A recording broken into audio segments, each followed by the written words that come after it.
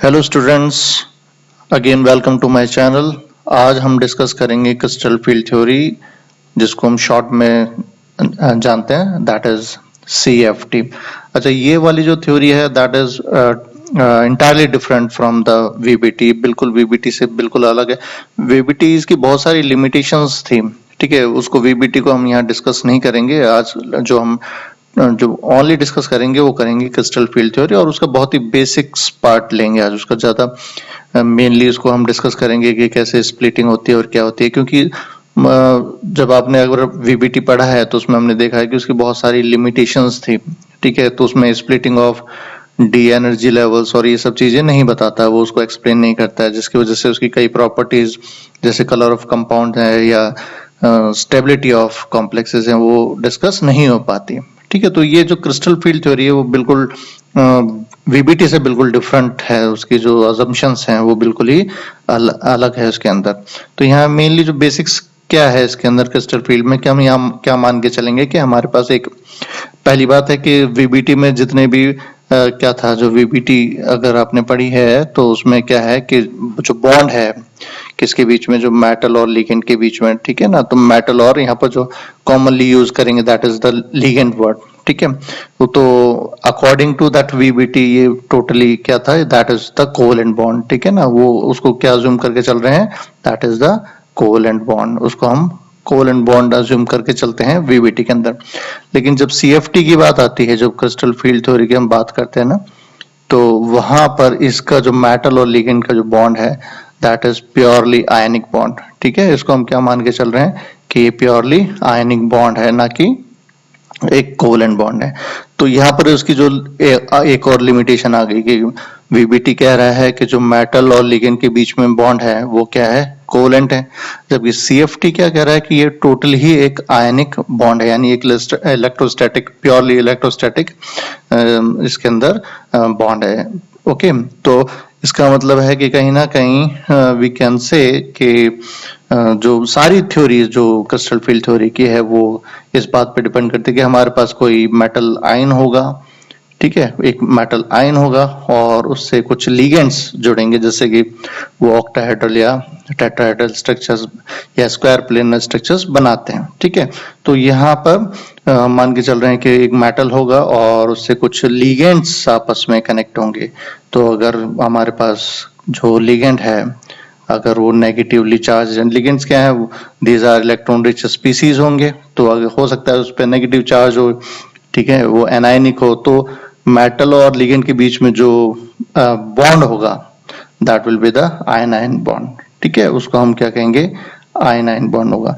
लेकिन अगर हमारे पास लिगेंड न्यूट्रल है, ठीक है, अगर ये हमारे पास एक न्यूट्रल लिगेंड आ रहा है, ठीक है, सपोज जैसे वाटर मॉलिक्यूल है या वो है, तो इसको हम क्या मानेंगे कि आयन तो कौन सा हो गया, मेटल का हो गया, ठीक है। तो that will be the ion dipole, that bond will be the ion dipole bond होगा। ओके, तो क्या मान के चल रहे हैं कि ये प्योरली एक आयनिक बॉन्ड होगा। ओके, नाउ अब यहाँ पर जो मेनली इस थ्योरी में आ रहा है वो सब कुछ डिपेंड कर रहा है यहाँ पर एक तो मेटल के ऊपर, और जो भी इनकमिंग लिगेंड या जो उससे लिगेंड जुड़े हुए हैं, चाहे वो ऑक्टाहेड्रल ज्योमेट्री हो या टेट्राहेड्रल हो या स्क्वायर प्लेनर हो। तो यहाँ पर जो जितना भी फोकस है वो किस चीज के ऊपर है कि देखो मेटल है, मेटल आयन है, तो उसके पास जरूर इलेक्ट्रॉन्स होंगे, ठीक है। तो ऐसे ही लिगेंड है, लिगेंड के पास भी इलेक्ट्रॉन्स वहां पर हैं। तो जैसे ही जब लिगेंड अप्रोच करता है मेटल आयन के साथ बॉन्ड बनाने का, तो यहाँ पर भी इलेक्ट्रॉन्स बहुत सारे होंगे, ठीक है, डी ऑर्बिटल्स के अंदर होंगे इलेक्ट्रॉन्स। और लिगेंड जब अप्रोच कर रहा है तो वहां जो पूरा इसमें जो मेनली है वो क्या होगा कि there will be the repulsion, किसके बीच में, एक जो इलेक्ट्रॉनिक क्लाउड है, किसका, जो मेटल का और लिगेंड का। उसकी वजह से जो क्रिस्टल फील्ड थ्योरी पूरी डेवलप होती है, यानी पूरा जो बेसिस है वो इनके इलेक्ट्रॉनिक रिपल्शन और उनकी बॉन्डिंग, इसके उसी के ऊपर सब कुछ डिपेंड करता है, ठीक है। तो सबसे पहले हम समझते हैं कि पहले जो मेटल आयन को लेते हैं, और मेटल आयन की जो बात करेंगे वो करेंगे पहले डी ऑर्बिटल्स को समझते हैं, ठीक है।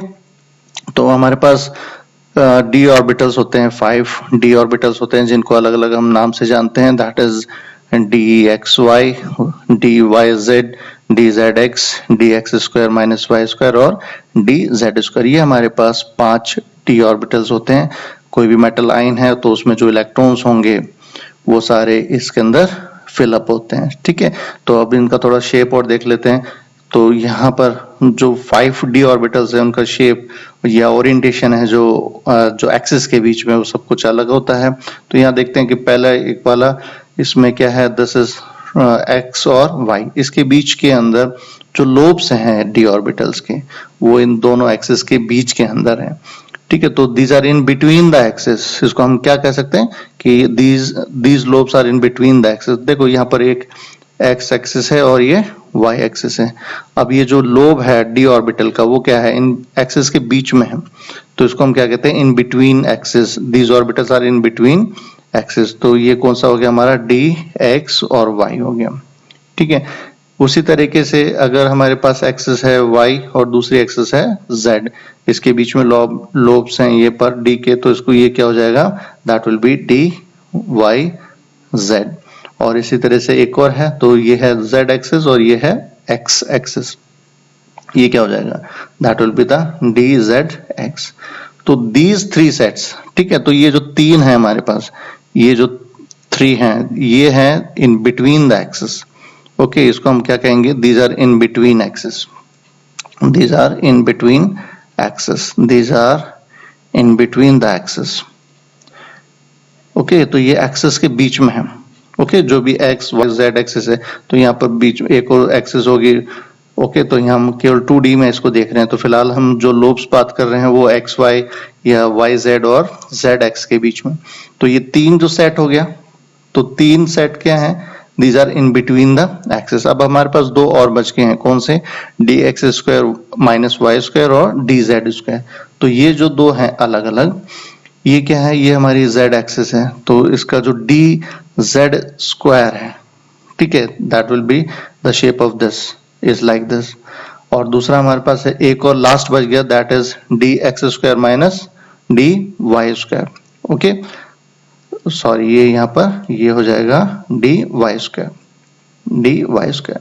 तो ये क्या है, these are on the axis. देखो ये x एक्सिस है, दिस इज y एक्सिस है। अब लोब्स किसके ऊपर हैं, एक्सिस के ऊपर ही हैं, these lobes are on the axis, इसी के ऊपर हैं एक्सिस पे। जबकि इसके में कहा है, these are in between the axis. तो अगर ये एक्सिस है हमारे पास, ये एक्सिस है, तो ये इसके बीच में कहीं ना कहीं है। और जबकि यहाँ पर क्या है, these are on the axis है, these are on the axis. तो इस ये वाला सेट और dz स्क्वायर, तो ये भी z वाला z एक्सिस के ऊपर, देखो यहाँ पर उसी एक्सिस के ऊपर है, तो इसको हम क्या कहते हैं, dz स्क्वायर। तो दीज 2 सेट्स, ये क्या हो गए, these are on the axis, ये क्या हो गए हमारे ऑन द एक्सिस। तो इसको बहुत समझना बहुत जरूरी है, क्योंकि सारा जो क्रिस्टल फील्ड का जो खेल होता है वो इसी के ऊपर डिपेंड करता है कि कौन से एक्सिस के ऊपर हैं, कौन से इन बिटवीन द एक्सिस हैं। तो जब यहाँ लिगेंड्स मेटल के साथ, मेटल आयन के साथ बॉन्ड बनाएगा, तो उसी की वजह से जो इनका रिपल्शन होता है वो उनकी शेप उस पर डिपेंड करता है, और इनकी जो स्प्लिटिंग आती है, जैसे हम क्रिस्टल फील्ड स्प्लिटिंग कहेंगे, वो सब कुछ इसी के ऊपर डिपेंड करती है। तो हमारे पास ये 5 सेट हो गए, जिसमें 3 हैं वो है इन बिटवीन द एक्सिस, और 2 जो बच गए हैं that is on the axis. तो ये हमारे हो गए ऑन द एक्सिस वाले, ओके। तो this is the shape and the orientation of the d orbitals. पहली बात तो हमने इसको समझे कि ये इनका शेप है और इनका जो ओरिएंटेशन है एक्सिस के बीच में, उसको हमने डिस्कस किया है। तो सबसे पहले इसमें डिस्कस करते हैं हम, एक ऑक्टाहेड्रल कॉम्प्लेक्स है हमारे पास, ओके। तो यहाँ पर देखो, एक यहाँ पर सेंटर के अंदर क्या होगा, एक मेटल आयन होगा, ओके। और हमारे पास 3 एक्सिस हैं, दैट इज z एक्सिस है हमारे पास, एक है x और एक है y एक्सिस है। अच्छा, यहाँ पर ऑक्टाहेड्रल की ज्योमेट्री में देखें तो जो लिगेंड्स हैं, कितने ऑक्टाहेड्रल में ऑब्वियसली हमारे पास कितने लिगेंड्स होंगे, वी हैव 6 लिगेंड्स, ठीक है ना। हमारे पास जो लिगेंड्स होंगे वो होंगे 6 लिगेंड्स होंगे, तो यहाँ पर 6 लिगेंड्स होंगे। अब यहाँ देखो, सबसे जो इम्पोर्टेंट बात है वो देखो कि जो लिगेंड की पोजीशन है, ठीक है, जो मेटल आयन के साथ जो कनेक्ट हुआ है, जो मेटल लिगेंड बॉन्ड बना हुआ है, तो जो लिगेंड प्रेजेंट हैं वो कहाँ पर है? These all are on the axis. ये सभी कहाँ हैं? On the axis के ऊपर हैं। देखो सभी किसके ऊपर हैं? सारे लिगेंड्स एक्सिस के ऊपर हैं, एक्स वाई और जेड एक्सिस के ऊपर हैं। और यहाँ पर ये सेंटर के अंदर कौन है? वो है कोई भी मेटल आयन होगा यहाँ पर। ठीक है, तो अभी हम इसको समझ रहे हैं कि सपोज अब इसको देखो, इसमें लिगेंड जब यहाँ बॉन्ड बनाएगा तो जो हमारे पास 5 सेट हैं डी ऑर्बिटल्स के, उन पे क्या फर्क पड़ेगा, उन पे क्या असर होगा जब ये बॉन्ड बन जाएगा मेटल और लिगेंड के बीच में। तो सबसे पहले इनको देखते हैं, हम समझते हैं। देखो अभी यहाँ पर ये फर्स्ट जो यहाँ पर है, ये कब है? ये हमारे पास फ्री आयन है। ठीक है, ये हमारे पास कोई भी मेटल फ्री आयन की बात कर रहे हैं हम यहाँ पर। तो ये वो वाला केस है जब हमारे पास कोई भी लिगेंड इस मेटल आयन से बॉन्ड नहीं बनाया था। ठीक है, तो अभी ये सारे ऑर्बिटल सभी एक ही एनर्जी लेवल पे हैं, तो इसको हम क्या कहते हैं? These are known as degenerate orbitals. Degenerate orbitals हैं ये। डीजनरेट ऑर्बिटल्स का मतलब है कि सभी जो ऑर्बिटल्स है ना, उनकी जो एनर्जी है that is same energy. Energy is same, energy is same. ठीक है, तो सभी जो डी ऑर्बिटल्स है उनकी एनर्जी क्या है? यहाँ पर सेम है। ओके, ये कब वो वाला कौन सा केस है? जब यहाँ पर किसी भी मेटल ने अभी बॉन्ड नहीं बनाया, तो हमारे पास जो मेटल आयन है वो क्या है? एकदम फ्री है, तो अभी कोई उस पर लिगेंड अप्रोच किया ही नहीं है। ओके, अब जैसे जैसे सपोज अब यहाँ पर ये जो लिगेंड्स हैं, जैसे जैसे लिगेंड्स, सपोज अभी कोई लिगेंड यहाँ पर है, बहुत दूर है, और ये धीरे धीरे उसके पास अप्रोच कर रहा है, किसके पास? मेटल आयन के पास। तो अब लिगेंड्स हैं तो ऑब्वियसली ये भी एक इलेक्ट्रॉन्स होंगे, उनके पास भी इलेक्ट्रॉन्स होंगे, लिगेंड्स के पास भी, और मेटल आयन के पास भी इलेक्ट्रॉन्स होंगे जो डी ऑर्बिटल्स के अंदर भरे हुए होंगे। ठीक है, तो हो सकता है इलेक्ट्रॉन्स इन डी ऑर्बिटल्स के अंदर भरे हुए हैं, फील्ड हैं। तो अब जैसे जैसे लिगेंड इनके पास अप्रोच करेगा, जैसे जैसे उनके पास प्रोसीड करेगा, तो क्या होगा? क्योंकि यहाँ पर भी इलेक्ट्रॉन्स हैं और इसके अंदर भी इलेक्ट्रॉन्स हैं, तो यहाँ पर जो इलेक्ट्रॉनिक रिपल्शन स्टार्ट हो जाएगा। ठीक है ना, रिपल्शन यहाँ पर किसका होगा? इलेक्ट्रॉनिक रिपल्शन हो जाएगा मेटल और लिगेंड्स के बीच में। तो जैसे जैसे अब यहाँ पर जब लिगेंड अप्रोच कर रहे हैं इसके पास, तो यहाँ पर इनकी थोड़ी सी एनर्जी बढ़ गई है। इनकी क्या होगी? थोड़ी सी एनर्जी बढ़ गई है। क्यों? क्योंकि लिगेंड्स इनके पास धीरे धीरे अप्रोच कर रहा है, तो उसकी वजह से इनमें जो क्या होगा कि इनकी जो एनर्जी है ऑर्बिटल्स की, दैट विल स्लाइटली इंक्रीज। देखो यहाँ पर थोड़ी सी बढ़ जाएगी। और जैसे ही मेटल और लिगेंड के बीच में जब बॉन्ड बन जाएगा, अब यहाँ पर ये फ्री आयन नहीं है, this is not a free ion, तो यहाँ पर कब है? जब लिगेंड फील्ड यहाँ पर अप्रोच कर रहा है उनके पास, जब यहाँ पर लिगेंड जो आए हैं, जो से 6 जो लिगेंड्स लगेंगे अभी, क्योंकि we are talking about the octahedral, तो यहाँ पर थोड़ी सी इनकी एनर्जी लेवल बढ़ जाएगा। और उसकी वजह से जब यहाँ पर और अब आगे देखें तो that will split into 2 parts. तो ये दो के अंदर डीजनरेशन की खत्म हो जाएगी। यहाँ तो अभी भी ये डीजनरेट हैं, अभी भी यहाँ पर इनकी एनर्जी लेवल सेम है, और लेकिन जैसे ही लिगेंड अप्रोच कर लिया और मेटल और लिगेंड के बीच में जब बॉन्ड बन गया, तो दे विल उनकी जो डीजनरेसी है वो खत्म हो जाएगी, और वो किसमें? 2 पार्ट में डिवाइड हो जाएंगे या स्प्लिट हो जाएंगे। तो अब इनकी डीजनरेसी यहाँ पर खत्म हो जाएगी। ठीक है, तो यहाँ डीजनरेसी यहाँ पर खत्म होने से तो यहाँ पर 3 जो ऑर्बिटल्स हैं वो आ जाएंगे लोअर एनर्जी लेवल पे, और 2 जो ऑर्बिटल्स हैं वो चले जाएंगे हायर एनर्जी पे। अब ये जो 3 यहाँ पर हैं वो कौन से हो जाएंगे? वो हो जाएंगे that will be the d x y, that will be d y z, और तीसरा कौन सा हो जाएगा? डी जेड एक्स हो जाएगा। ठीक है, और यहाँ पर जो चले जाएंगे वो हो जाएंगे d x square minus y square हो जाएगा, और दूसरा कौन सा हो जाएगा? D z square. ठीक है, तो यहाँ पर d x y, d y z और डी जेड एक्स वो नीचे क्यों चले जाएंगे? उनकी एनर्जी लेवल क्यों कम हो जाएगी? क्योंकि यहाँ पर वापस इसको स्ट्रक्चर को देखें हम, तो जो लिगेंड है वो कहाँ अप्रोच कर रहा है, कैसे अप्रोच कर रहा है? That is on the axis हो रहा है। ठीक है, ऑन द एक्सिस। अच्छा, अब ऑन द एक्सिस हो रहा है, तो ऑन द एक्सिस वाले हमारे पास कौन से 2 सेट हैं? वो कौन सा है? डी जेड स्क्वायर और d x square minus y square वाले। तो इसका मतलब जब लिगेंड्स यहाँ पर अप्रोच कर रहे हैं, तो सबसे ज्यादा जो इलेक्ट्रॉनिक रिपल्शन महसूस करेंगे वो कौन से सेट करेंगे? जो ऑन द एक्सिस होगा। जो ऑन द एक्सिस वाले जो ऑर्बिटल्स हैं उन पे सबसे ज्यादा इलेक्ट्रॉनिक रिपल्शन महसूस होगा, तो उसकी वजह से उनकी क्या एनर्जी हो जाएगी? उनकी एनर्जी बढ़ जाएगी। जबकि तीसरा, ये जो तीन ऑर्बिटल्स है कौन से, d x y, y z और डी जेड एक्स, ये क्या है, इन बिटवीन द एक्सिस है।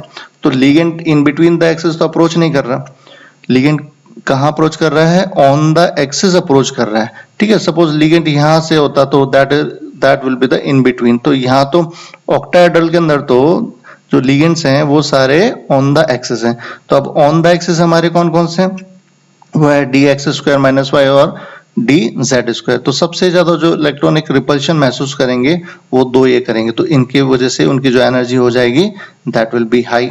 अब d x y, y z और डी जेड एक्स, वो उनकी एनर्जी लेवल कम हो जाएगा क्योंकि these are in between the axes. तो यहाँ पर इलेक्ट्रॉनिक रिपल्शन इतना ज्यादा नहीं होगा और उसके वजह से इनकी जो एनर्जी है वो कम हो जाएगी। ठीक है, तो यहाँ पर हम इसके जो कैलकुलेट, तो यहाँ पर देखें तो यहाँ पर ये क्या होगा, that will be the barycentre. ठीक है, ये एक्चुअली क्या है, ये एवरेज एनर्जी है ऑफ द डी ऑर्बिटल्स। ठीक है, मतलब यहाँ पर इतनी जो एनर्जी थी यहाँ पर, तो अगर यहाँ दो में स्प्लिट हुआ है तो ये बैरी सेंटर क्या है, this is the average distance, we can say the average energy of the d orbitals. तो इसको हम कहते हैं बैरी सेंटर कह सकते हैं इसे। ओके, तो वो सारा उससे रिलेटेड है, centre of gravity type rule उससे रिलेटेड होता है ये। चलो, तो अब हम यहाँ देखते हैं कि यहाँ पर तो अब इसकी कितनी एनर्जी हो जाएगी वो हम इसको चेक कर लेते हैं। तो यहाँ पर देखो कितने ऑर्बिटल्स थे हमारे पास टोटल इनिशियली, वो थे 5 थे। ठीक है, हमारे पास 5 ऑर्बिटल्स उसके अंदर थे। अब यहाँ पर उसको कैसे देखना है कि यहाँ पर देखो, अब यहाँ इन दो ऑर्बिटल्स को देखना है, तो यहाँ पर लिख दो 2। ओके, इनको नहीं देखने, टोटल ऑर्बिटल्स कितने थे, वो थे 5। ऊपर यहाँ कितने गए हैं वो लिख दिया हमने 2। ओके, हमने यहाँ पर लिख दिया 2। अब अच्छा, क्योंकि अब इनकी देखो यहाँ जो एनर्जी हुई है वो हो गई है कम, तो that will be the minus, तो हम उसको माइनस लिख देंगे। ओके, अब ये किसके लिए है, that will be the delta O. ठीक है, डेल ओ। तो यहाँ पर जो ओ है सब्सक्रिप्ट, वो किसको रिप्रेजेंट करती है, वो ऑक्टाहेड्रल को कर रही है, वो रिप्रेजेंट कर रही है ऑक्टाहेड्रल को। ओके, तो यहाँ जो सब्सक्रिप्ट है ओ, दैट इज फॉर ऑक्टाहेड्रल है। अब यहाँ चलें तो ये जो डिस्टेंस हो गया बैरी सेंटर से और इस सेट का, वो कितना हो गया, दैट इज -2/5। ठीक है, अब यहाँ चलते हैं तो इन दोनों का जो डिफरेंस होगा बैरी सेंटर से वो कितना हो जाएगा, वो हो जाएगा, देखो 5 ऑर्बिटल्स हमारे पास ऑलरेडी थे। ओके, और यहाँ पर अब इन 3 को देखना है, तो यह हो जाएगा दैट विल बी द 3। अब यहाँ पर एनर्जी बढ़ी है इनकी। ओके, तो एनर्जी बढ़ी है तो यहाँ पर that will B plus. Okay, इसको हम क्या कर देंगे, दैट विल बी प्लस। तो यहाँ पर कितना हो जाएगा, तो that will be delta o, और ये that will come out to be 0.6। ठीक है, 0.6 डेल्टा ओ लिख सकते हैं हम इसको, और ये कितना हो जाएगा, that will be the -0.4 delta O, ये हो जाएगा। ठीक है, तो ये इनका एनर्जी डिफरेंस हो गया दोनों का, ये हो जाएगा एनर्जी डिफरेंस। अच्छा, टोटल इनका कितना हो जाएगा, दैट विल बी द 10। अच्छा, इसको हम और दूसरे तरीके से लिख सकते हैं, वो लिख सकते हैं हम इसको 6dq।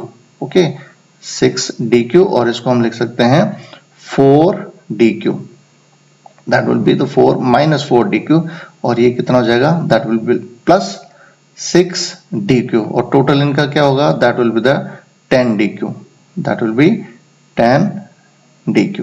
तो इसके अंदर हम इसको, ये जो 3 सेट हैं इनको हमने क्या नाम देंगे, that will be the T2g। Okay, तो ये हमारा हो जाएगा एक set, that is known as T2g, और ये जो दो d ऑर्बिटल्स का जो सेट है इसको हम क्या कहेंगे, that will be the EG।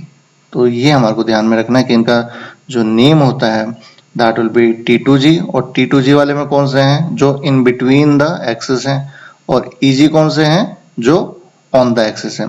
तो ऑक्टाहेड्रल में EG ऑर्बिटल्स की एनर्जी वो हाई होगी, और T2g की जो एनर्जी है ऑर्बिटल्स की वो होगी कम होगी। कितनी, EG की कितनी होगी, that will be the +3/5, that's come out to be 0.6, और इसकी कितनी निकल के आएगी, दैट विल बी द -0.4। ठीक है, तो ये इनका एनर्जी डिफरेंस हो जाएगा। अब हम चलते हैं एक टेट्राहेड्रल कॉम्प्लेक्स का स्ट्रक्चर और देखते हैं। So this is the tetrahedral complex. Okay, तो यहाँ पर अगर हम इसको प्रॉपरली देखें टेट्राहेड्रल कॉम्प्लेक्स को, तो यहाँ पर क्या देखो, यहाँ पर जो एक्सिस है एक्स वाई और जेड, ठीक है, ये जो एक्सिस है, और अब यहाँ जो this is the metal line, ये एक सेंटर के अंदर मेटल लाइन होगा टेट्राहेड्रल कॉम्प्लेक्स में, और जो लिगेंड्स हैं, ठीक है, जो लिगेंड्स है मेटल लिगेंड बॉन्ड है, या जो लिगेंड्स हैं, जो कितने हो गए यहाँ पर 4 लिगेंड्स हैं। लेकिन अब यहाँ पर जो मेन बात है ये है कि जो लिगेंड्स हैं वो these are in between the axis, ठीक है, जो लिगेंड्स हैं यहाँ पर चारों, वो कहाँ पर हैं, इन बिटवीन द एक्सिस है। जबकि ऑक्टाहेड्रल में कहाँ थे, ऑक्टाहेड्रल में लिगेंड्स 6 लिगेंड्स थे, और 6 की 6 किस पे थे, ऑन द एक्सिस के ऊपर थे। अब यहाँ जो लिगेंड्स हैं वो हैं इन बिटवीन द एक्सिस, ठीक है। तो अब सेम यहाँ पर भी फॉलो होगा। ये वाला जब ये केस है जब यहाँ पर हमारे पास फ्री आयन था, फ्री मेटल आयन था, ठीक है, फ्री मेटल आयन था, मेटल हम यहाँ पर ले रहे हैं तो मेटल आयन है। अब जैसे जैसे लिगेंड्स इसके पास अप्रोच करेंगे तो इनकी जो एनर्जी है, जो डी ऑर्बिटल्स की, अभी फिलहाल ये डीजनरेट ही हैं, ये भी फिलहाल डीजनरेट ऑर्बिटल्स हैं क्योंकि सबकी एनर्जी सेम है। अभी भी ये डीजनरेट हैं, बट यहाँ पर लिगेंड्स उनसे मेटल से बॉन्ड बनाना स्टार्ट कर दिया है, तो उसकी वजह से जो इनकी एनर्जी लेवल है वो थोड़ी सी बढ़ गई है। फिलहाल अभी भी ये डीजनरेट ऑर्बिटल्स ही हैं क्योंकि सभी की एनर्जी सेम है। लेकिन जैसे ही मेटल और लिगेंड के बीच में बॉन्ड बन गया तो इनकी भी स्प्लिटिंग हो गई, ये भी 2 के अंदर इनकी स्प्लिटिंग हो गई, तो अब यहाँ पर इनकी डीजनरेसी खत्म हो गई, ठीक है। तो ये जो पहला सेट है जिसमें 3 ऊपर चले जाएंगे और 2 नीचे चले जाएंगे, जस्ट रिवर्स हो जाता है ऑक्टाहेड्रल में। ऑक्टाहेड्रल में 3 नीचे थे और 2 ऊपर थे, यहाँ पर टेट्राहेड्रल में क्या है, 3 चले गए ऊपर और 2 चले गए नीचे चले गए।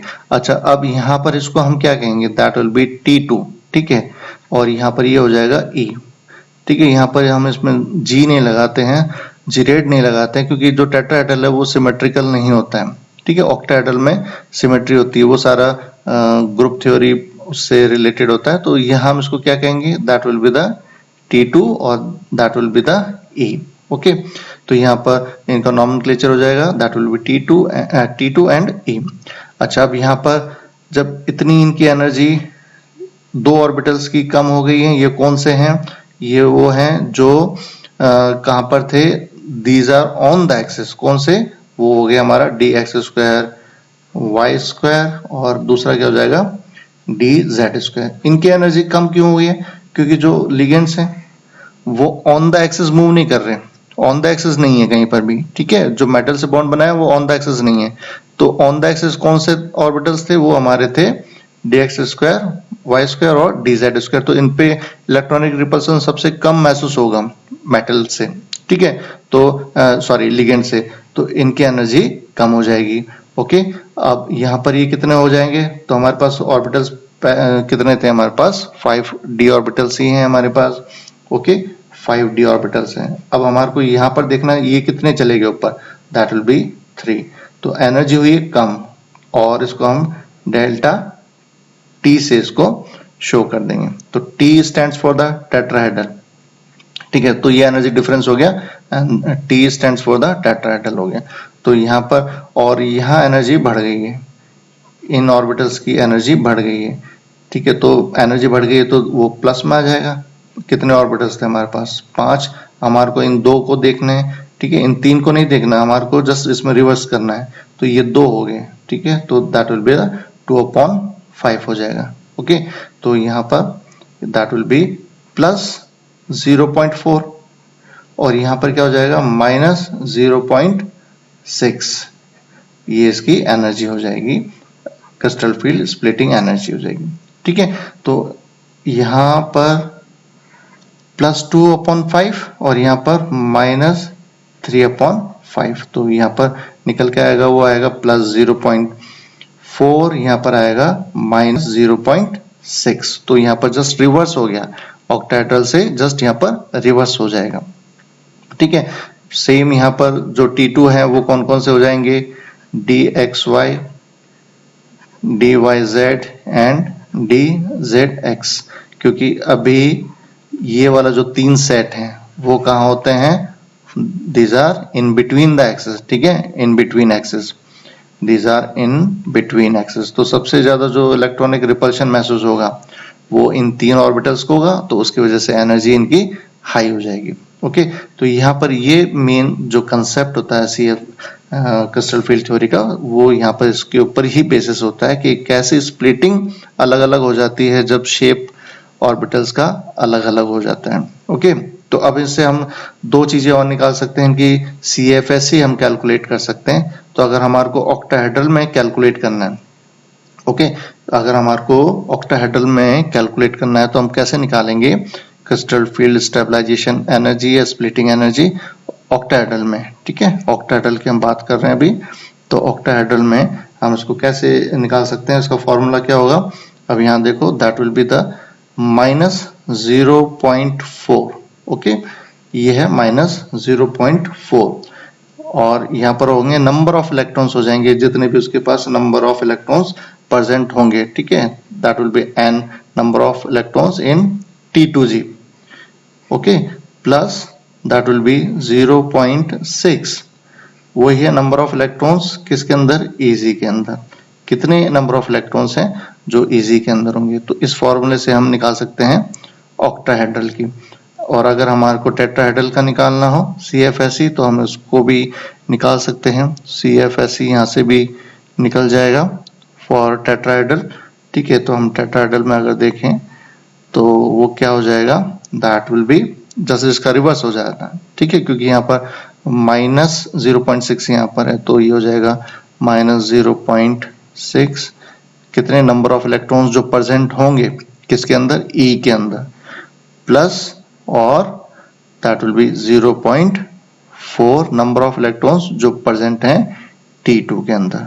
तो इस फॉर्मूले से हम किसी भी कॉम्प्लेक्स की क्रिस्टल फील्ड स्टेबलाइजेशन एनर्जी या स्प्लिटिंग एनर्जी हम निकाल सकते हैं, अगर हमारे पास ऑक्टाहेड्रल है या तो टेट्राहेड्रल, कोई हमारे पास कोई कॉम्प्लेक्स दिया हुआ है। ओके, तो चलो हम कोई एक एग्जांपल लेते हैं और उसको समझते हैं कि हम इसमें से उसको कैसे CFSE निकाल सकते हैं। तो यहाँ पर एक हम कॉम्प्लेक्स ले लेते हैं।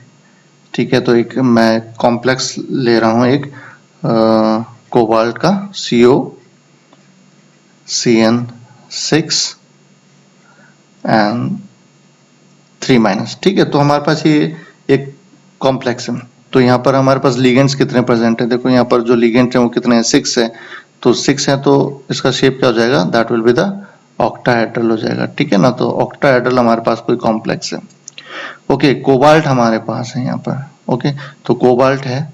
ओके, तो कोबाल्ट का जो एटॉमिक नंबर है दैट इज 27, तो आर्गन, और इसका जो इलेक्ट्रॉनिक कॉन्फ़िगरेशन हो जाएगा वो क्या हो जाएगा, that will B 3d7 4s2 हो जाएगा।